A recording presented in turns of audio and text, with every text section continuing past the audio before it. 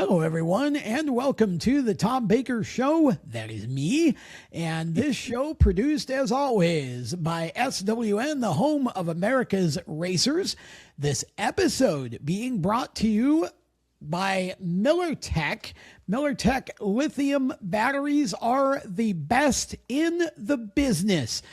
If you need a battery for your RV or your boat or your golf cart or just your off-grid life, Miller Tech is the way to go. No hassle. 10-year warranty. It's an Amish company, so you know that the absolute best care is going to be put into all their products. Any Amish-owned company tends to be that way, and we are super excited to have Miller Tech with us once again.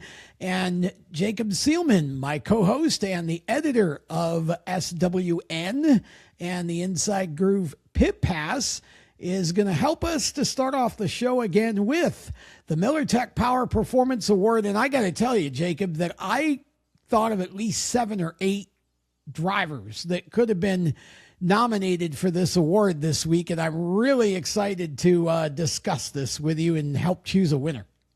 This was difficult to narrow down to 4, certainly, because you're right. I might have had even 9 drivers in my head that I could have thought of as potential possibilities, but alas, we have shaved it down to 4, the first of which was not a driver who went to victory lane, but rather a driver who gutted one out so hard that I couldn't help but put him on this list. Christopher Bell goes from against the outside wall at about 200 miles an hour like a ton of bricks to a broken wrist and leading at Pocono Raceway with 5 laps to go in a cup car in a span of a week. To me, that is remarkable. He had a chance of not even racing at Pocono, and yet there he is towards the end. I know it's on a fuel-safe strategy. I don't really care. The fact that he had a chance at a top 5 finish at all until he ran out coming to the white was pretty darn remarkable when you consider that he could have and maybe should have set the week out. So Christopher Bell gets a Power Performance Award just for gutting it out and finishing that race. On the F1 side, Lewis Hamilton wins in Barcelona. Wait, what? It finally happened? Yes, it did. He won a race for Ferrari. Again, don't really care that it's because poor Kimi Antonelli's car decided to give up with 4 laps to go. Sometimes the outcome justifies how you got there. In this case, this is one of those. Sir Lewis gets it done. 106th victory of his career. And by the way, he becomes just the 16th driver in almost 8 decades of Formula One competition to win for 3 or more car builders over the course of his career when you consider McLaren, Mercedes, and now Ferrari. Brent Marks in the 410 sprint car world, as you know, I've been keeping my finger on the pulse of, has just absolutely been ripping it up here of late. 7 podiums in his last 8 races, and he capped it off with a 2nd and a 1st this past weekend between High Limit and the World of Outlaws. That Outlaws race he won last Friday night at Knoxville, where he's battling tooth and nail with Logan Schuchart. All of a sudden, they think that's going to be for 2nd. Rico Abreu blows up and pulls off, and that becomes for the win. And they sliced and diced for about 3 laps, as hard as I've seen 410 sprint cars slice and dice at Knoxville, just about in my lifetime. And Brent comes out on top of that for his long-awaited first win of the season. Big, big, big deal for him. I feel like he might be the hottest thing in sprint car racing right now, period. Yes.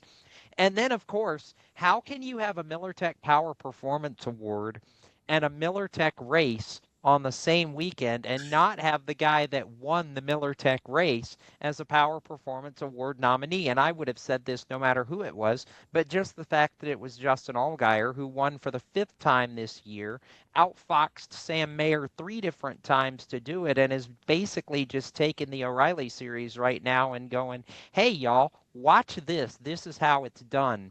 To me, what he's doing right now is pretty darn impressive after just turning 40 years old during the off week last week. So your thoughts, Tom, on the 4 guys I just presented you with, and I really have no idea where your head is on this, so I'm excited to hear.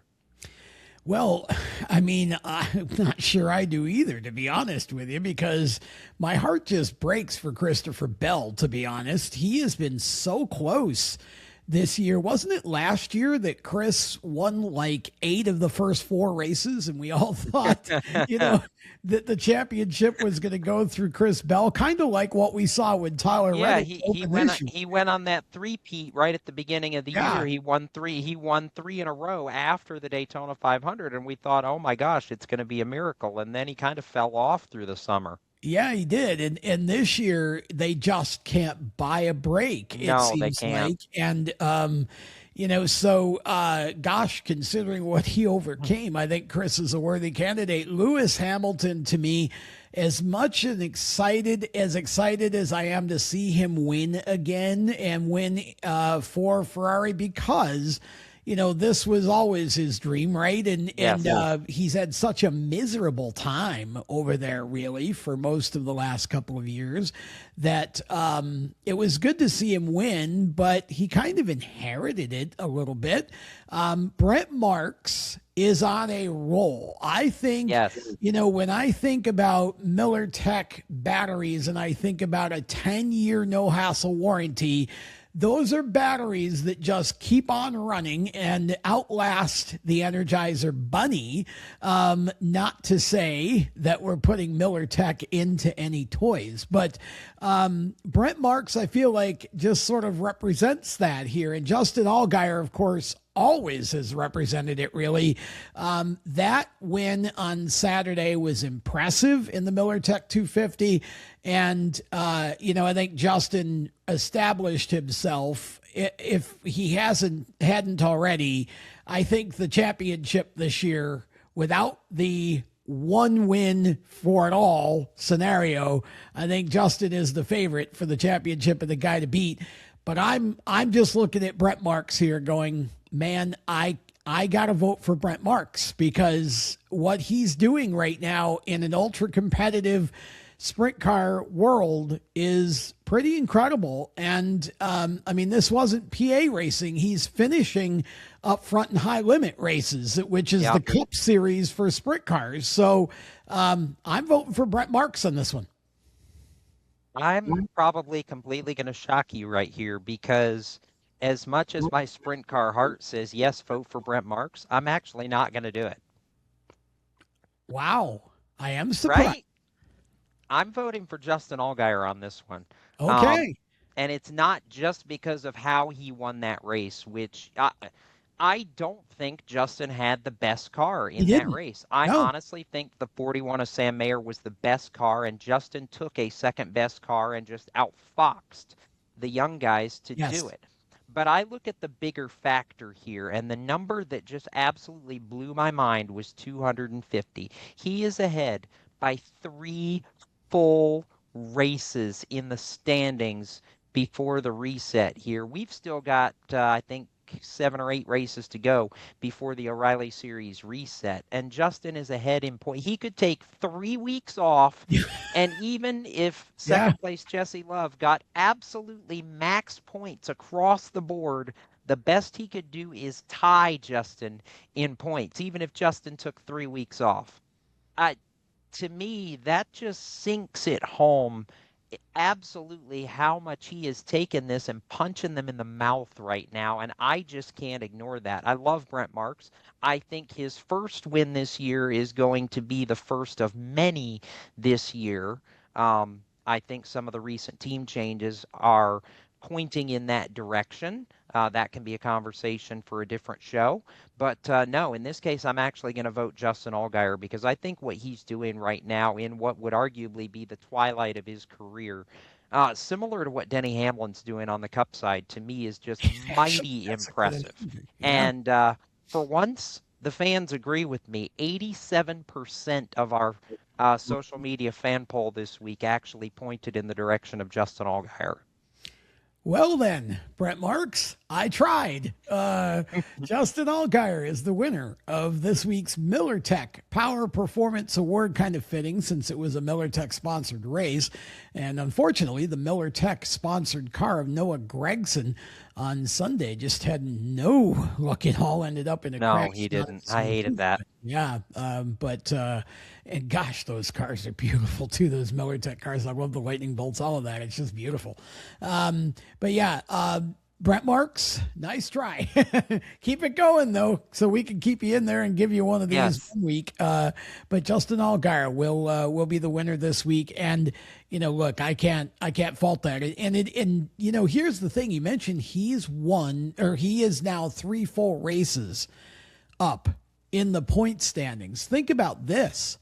Jesse Love is second in the point standings, 3 races back. Yeah, Jesse Love hasn't won.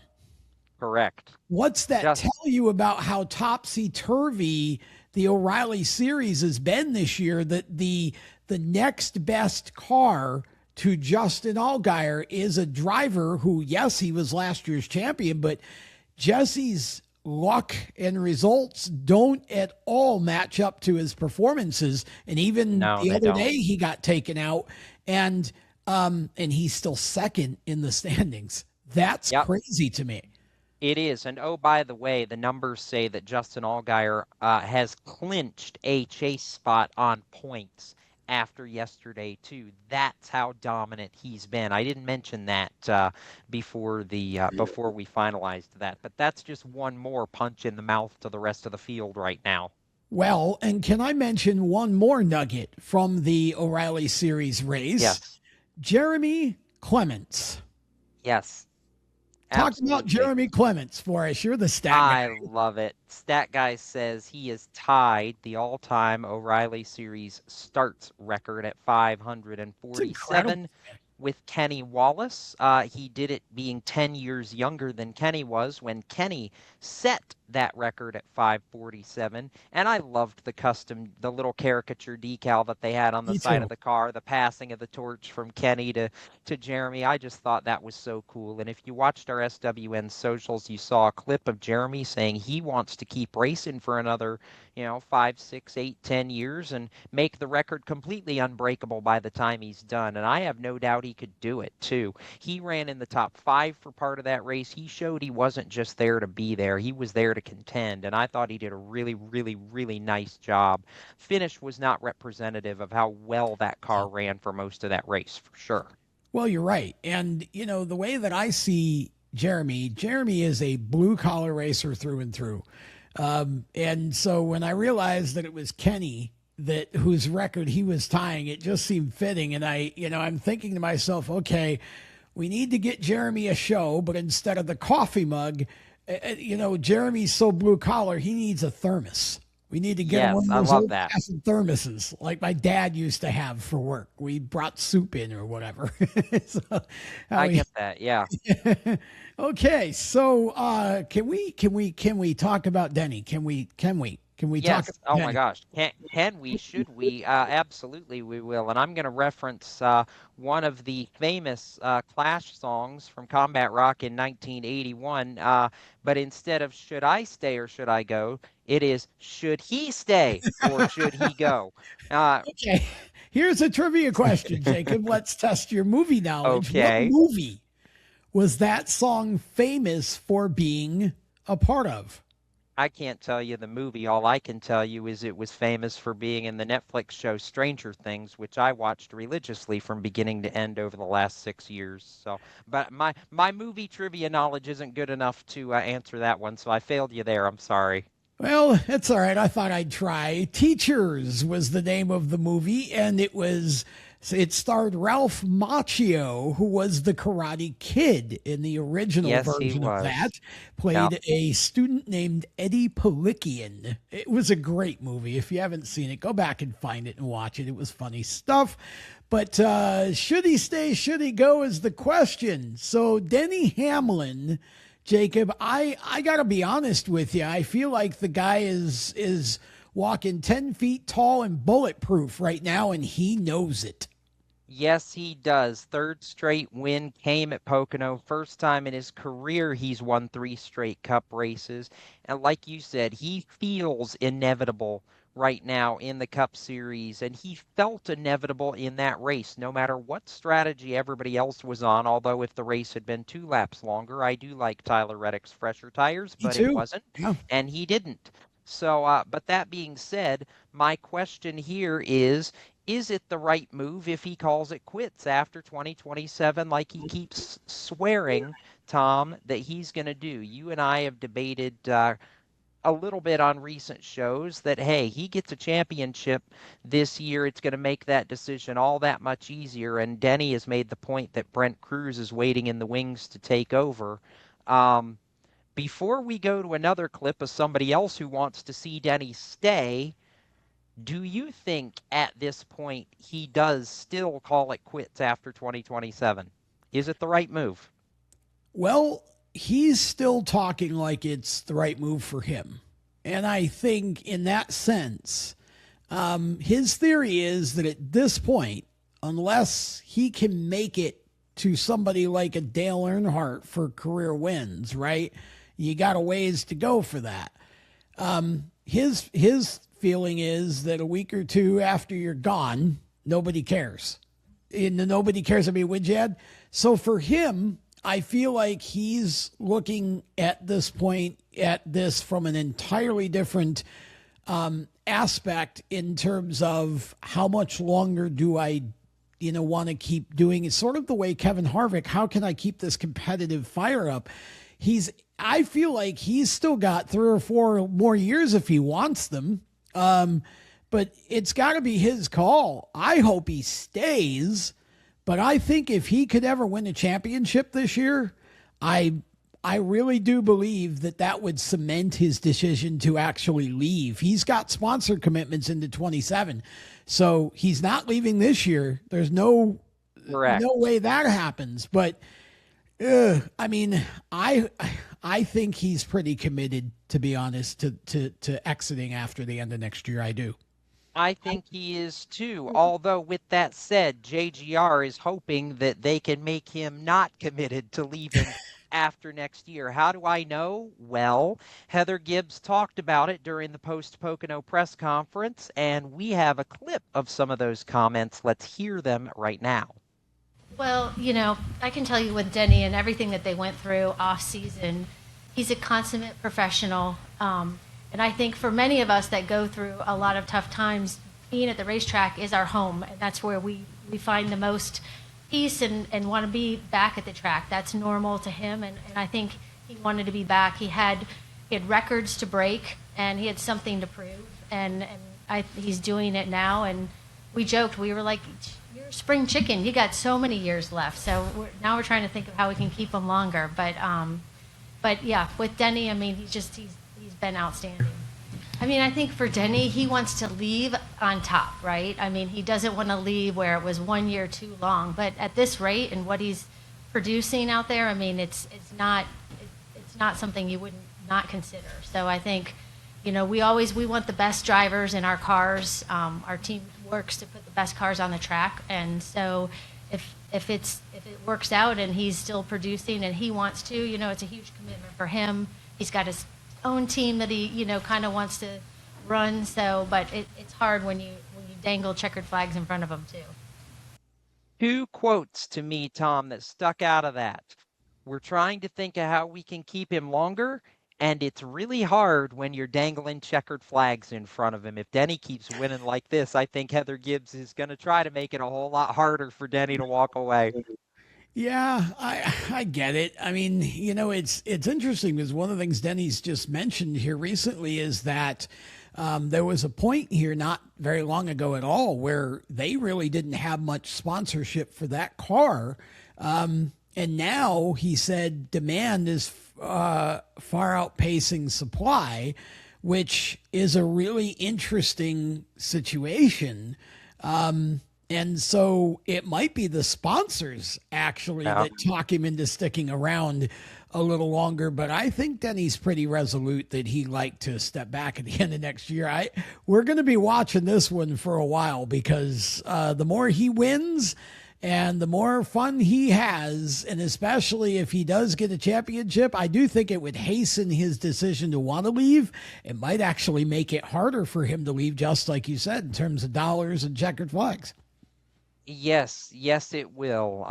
We'll see where it all lines out. And before we go to break, we do want to take a moment here to pay tribute to yet another hit in the motorsports world, who we lost in and longtime NTT IndyCar Series team owner Dennis Reinbold, who we found out passed away over the weekend.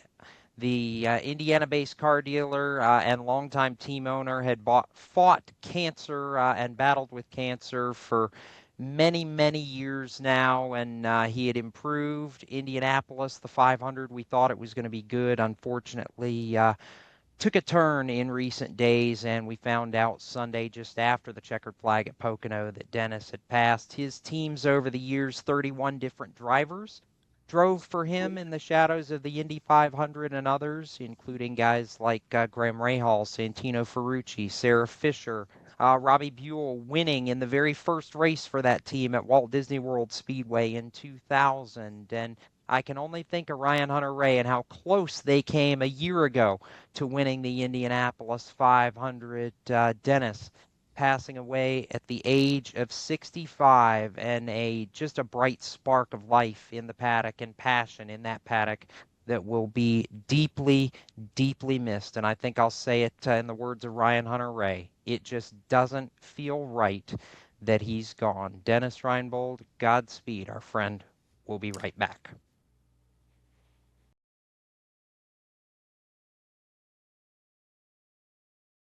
For race fans across the United States, GetInTheStands.com is the place to find racetracks where you live and where you're traveling. Just go to GetInTheStands.com and enter your location. You'll see the tracks within 100 miles of that point, either as a list or on a map. GetInTheStands.com is 100% free to use and mobile friendly. So whether you're on a computer, a tablet, or on your phone, there's no need to download an app. To find racetracks across the United States, open your web browser and head to GetInTheStands.com. GetInTheStands.com, your racetrack directory. Attention track and series owners! Elevate your fan experience with the TrackTune app. TrackTune works with your PA system. Fans and teams at the track can hear the announcers through their phones, ensuring everyone hears race calls, sponsor plugs, and more during race nights. It's simple to set up, affordable, and free for fans to download and enjoy. Visit tracktune.live for all the details and join tracks nationwide on the app today.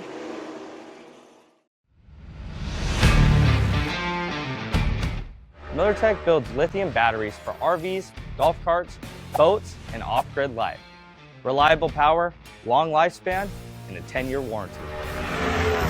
That's why I trust MillerTech. MillerTech, powering your adventure.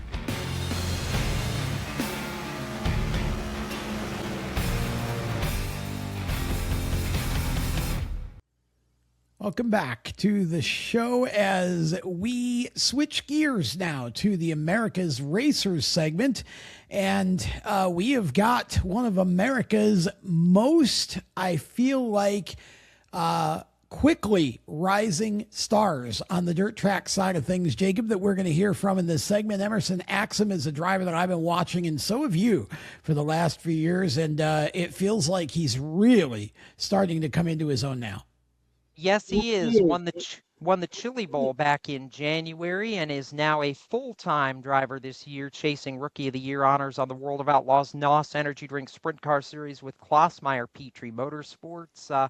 I got a chance to sit down in advance of this show with Emerson to talk everything about what it took to get to the Outlaws, his experiences so far, and what he hopes to accomplish going forward into the rest of this year and beyond. We've got an excerpt of some of that interview, and we'll roll the tape, and you'll hear from Emerson Axsom right now.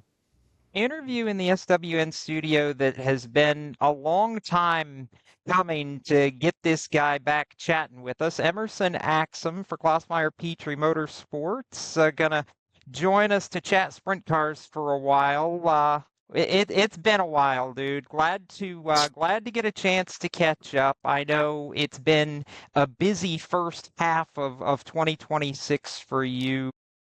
For starters, let's just scratch the surface with take me back to February and we're all sitting, waiting. You kept alluding to this happening, and about 3 days before Volusia, we finally get the trigger pulled on an announcement. I mean, was this as spur of the moment as it seemed to get you running full time with the Outlaws this year, or was this always the plan and you just held the cards close to the vest for a while?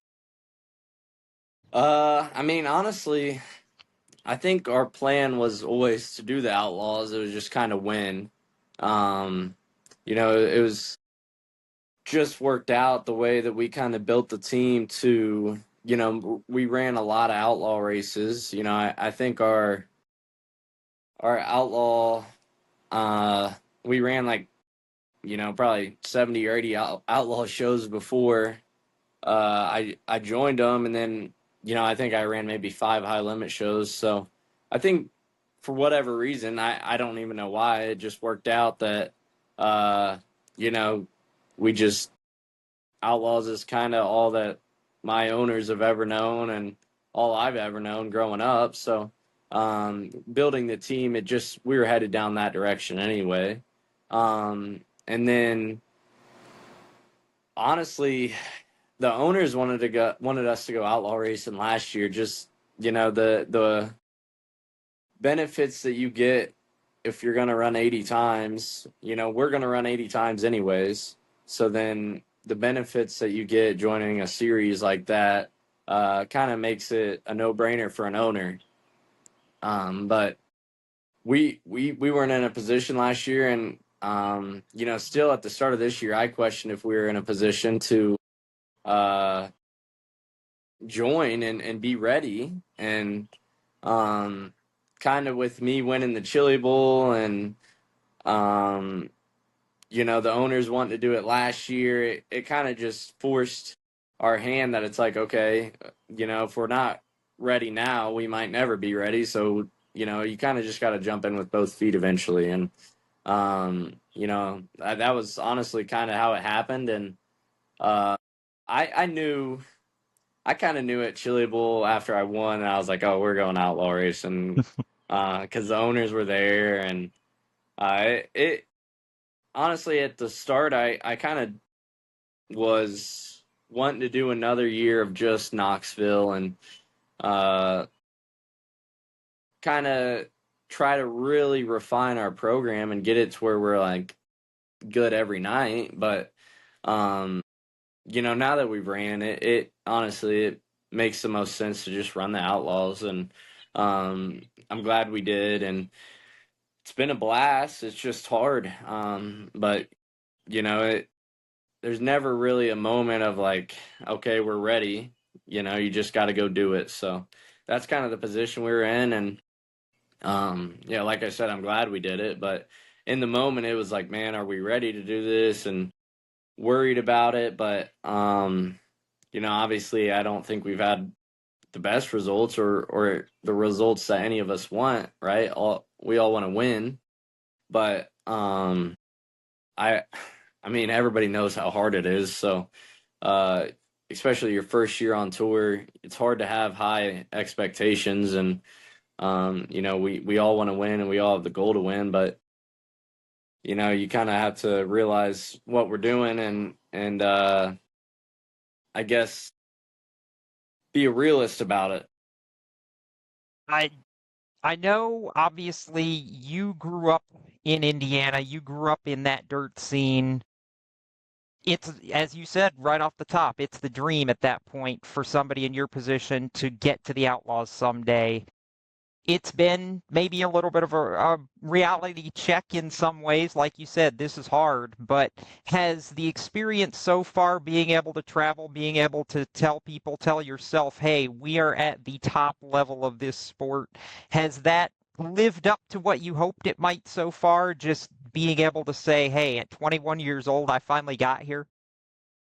Yeah, for sure. I mean, I don't know that it's been a reality check because, I knew how hard it was going to be before. Like I said, at the start of the season, I was questioning whether, the time was right. But to answer your other question, yeah, it's been pretty surreal. And I kind of have had to have a little bit of patience with myself because I've grown up racing all non-wing style of race cars, and the unfortunate part is there's not really anything that you can race to get you ready for a wing sprint car because there's no wing micros and there's no wing midget. So like it's just there's no real form to get you ready besides maybe a 305 or a 360, and that's not big around where I live.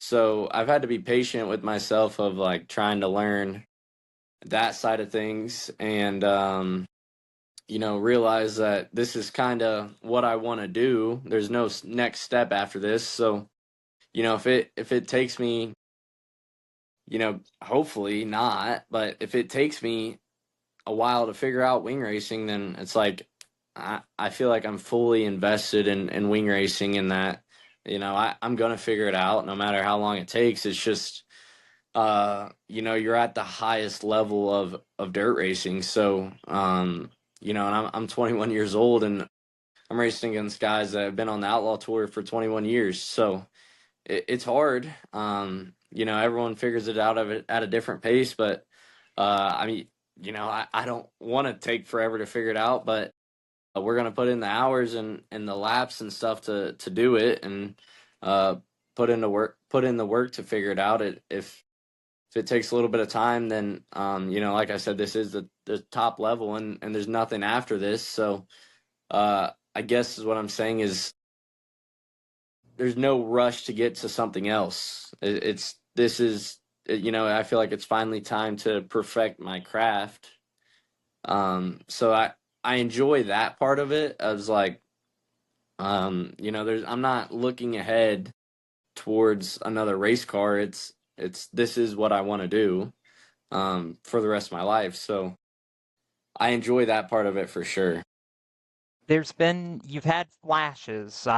Tri-State comes to mind, Eldora comes to mind as places where, okay, that moment of, okay, he might be starting to figure this out just a little bit. And granted, those are both places that you had experience at last year.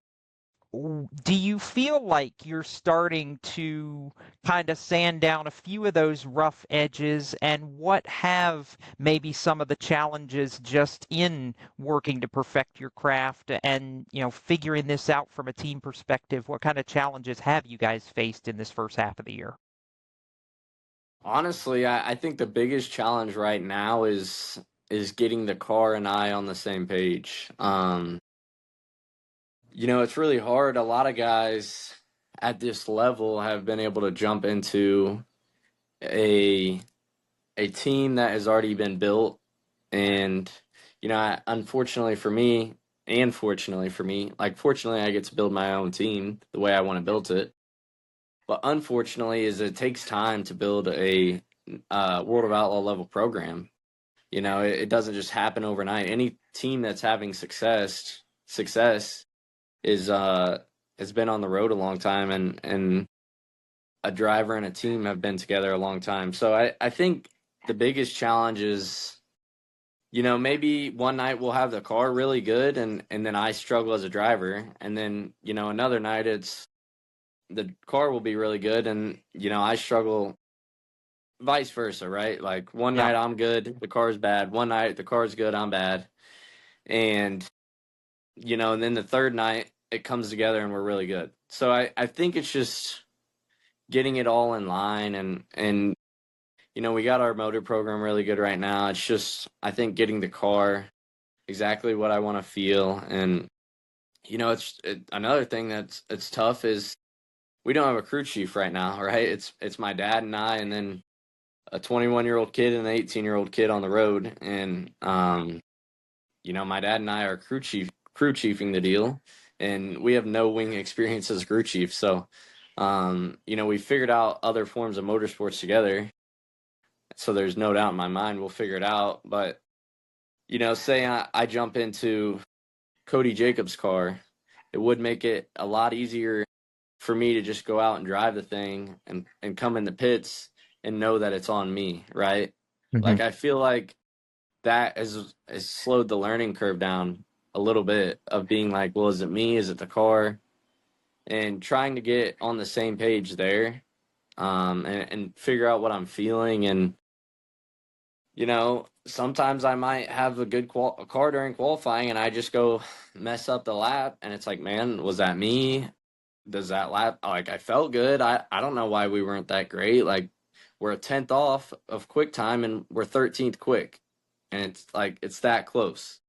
So I feel like we're as close as we've ever been of being like good every night.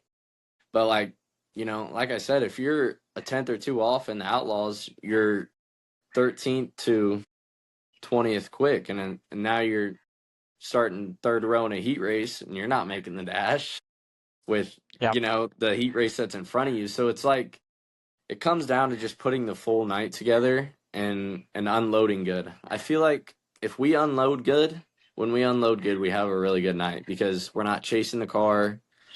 If we hot lap and qualify good, then we usually run good. It's just unloading good and not having to chase our tail and be behind the 8 ball until the feature. But like I said, I feel like we're as close as we've ever been, and I feel like we're a lot closer than it looks right now. I did want to ask you, because you brought up that largely it's just you and your dad, working on this thing. I know that makes it tougher, like you said, but does that make it special in a way too, because so much of your career has been you and him up and down the road together? For sure. I mean, it's definitely cool to do, but I think my dad and I both would rather, that we're in a unique situation where there's money sitting there ready to pay a guy, but there's no guy to pay worth that amount of money, right? Like, there's not a ton of crew chiefs out there to pay this kind of money. So it's kind of frustrating because it's like, man, we have, like, a lot of people are sitting waiting on the check to be able to give the guy. But it's like in dirt racing right now, there's not a ton of guys out there that you can just go and pay that are, not with a team already and having success because, no crew chief is leaving if they're having success right now. Sure. You gotta build something or be able to keep it in house, as in have a crew guy work under a crew chief. Then when that crew chief leaves, someone takes over that was learning. But it's tough to get that first crew chief to come leave what they're doing. I feel like I've called just about everybody, and they're with a guy and having good runs, and I can't just, I guess, validate paying someone that kind of money if I don't feel like they're worth it. So that's the kind of position we're in. So it's a little frustrating, but to answer your question, it is cool. But I would rather have a crew chief, and I think my dad would rather have a day job or be able to work his day job every week because he still has a business, and I'm sure he would much rather be doing that than traveling the country, working his tail off to run the Outlaw Tour. It's not easy to do the Outlaw Tour alone and have a job. So I'm sure he's under a lot of stress there. But at the same time, he sees this dream that you've had and has really gutted it out and wanted to make it work for you. For sure. I appreciate everything that he does because it's I can recognize that it's not easy, and it is cool. I'm hoping that we just get to do maybe this year or 3/4 of the year or half the year together, and then we can say we did, the Outlaw Tour the first year together, and then we can just hire a guy, right? Like, Sure. It is cool, and I enjoy it for sure, but I think for my career and his business and the team's sake, it would just be better to have somebody else come in and run the team and let them do it that way. Thank you to Emerson Axum for the time with us. You can view the full interview that I did with Emerson at InsideGrooveHitPass.com. Subscribe and it'll be there waiting for you. Final break from us. Last lap right after this. The white flag's out. For race fans across the United States, GetInTheStands.com is the place to find racetracks where you live and where you're traveling. Just go to GetInTheStands.com and enter your location. You'll see the tracks within 100 miles of that point, either as a list or on a map. GetInTheStands.com is 100% free to use and mobile friendly. So whether you're on a computer, a tablet, or on your phone, there's no need to download an app. To find racetracks across the United States, open your web browser and head to GetInTheStands.com. GetInTheStands.com, your racetrack directory. Attention track and series owners! Elevate your fan experience with the TrackTune app. TrackTune works with your PA system. Fans and teams at the track can hear the announcers through their phones, ensuring everyone hears race calls, sponsor plugs, and more during race nights. It's simple to set up, affordable, and free for fans to download and enjoy. Visit tracktune.live for all the details and join tracks nationwide on the app today.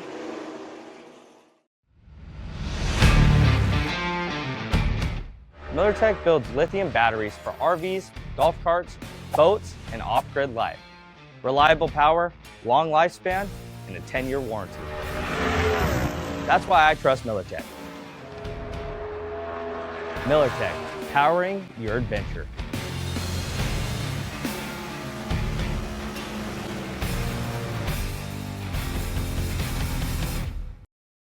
Welcome back to the show. White flag is out. It's going to be like Bowman Gray because we don't have a lot of time. Tom, Clayton Vanderplug at Knoxville Raceway got a waiver to compete before his 16th birthday due to age restrictions. He won in the pro sprint class and then had it yanked from him because the chassis failed post-race inspection at a weld point. Guys, what are we doing here? Well, I'll tell you what, Clayton, I'm sure is very disappointed. It's like, you've got to do better than that. You get a special exemption, and this is what you do with it? Good Lord. Not cool, guys. No, and I have to say, that was the same night that Brett Marks won in the 410 race, and I was so happy for this young man whose father raced in the 360s at Knoxville to see him do what he did. But just because he doesn't get the trophy from this one, he is going to win more at that racetrack. Sure. Watching him, he is very, very, very good there. Okay, lightning round bullets here. Are you engraving Justin Allgaier's name on the championship trophy in the O'Reilly Series, Tom? Are we to that point yet? Can we call it? The news desk is about 3/4 of the way there. I mean, we've seen what happened with Tyler Reddick and how quickly Denny Hamlin's eaten his big advantage. So we still got to ask me in about 2 or 3 more races. Fair enough. And finally, I want to give a shout out to Minnie Tyrell for winning the Cars Tour race at Dominion over the weekend. And yes, he won his own race. It was the Minnie's Mission 125. But let's be real, Tom. Minnie and what he does to raise awareness for pediatric cancer and other childhood illnesses is just absolutely amazing. How important is it for things like that to be the centerpiece of what we do as a racing industry? It's very important, and this comes from Minnie's heart, and it's been coming from his heart since he was like 8 or 9 years old, I think, and that's why I applauded his win. Look, I know Minnie, I think the world of Minnie, but the biggest win that Minnie has at that race every year isn't on the track. It's off the track and what he does for those kids and how everybody in the Cars Tour rallies around that event and pitches in. And it's just an amazing thing that young man does. He's got a heart the size of Texas. I know he hasn't, he's struggled in his initiation into the Truck Series this year, but new team. And, I think he's got a big career ahead of him. I have a lot of faith in Minnie, and I think that he is one of the finest young men that I've ever had the pleasure of meeting. So good job, Minnie, on and off the track. And with that, we will take it home for this show. Again, thanks to all of our sponsors and to all of you for tuning in. Happy 4th birthday, POWERTube TV. Big things coming up. We'll talk more about that next week. Until then, I'm Tom Baker. Have a great week, everyone.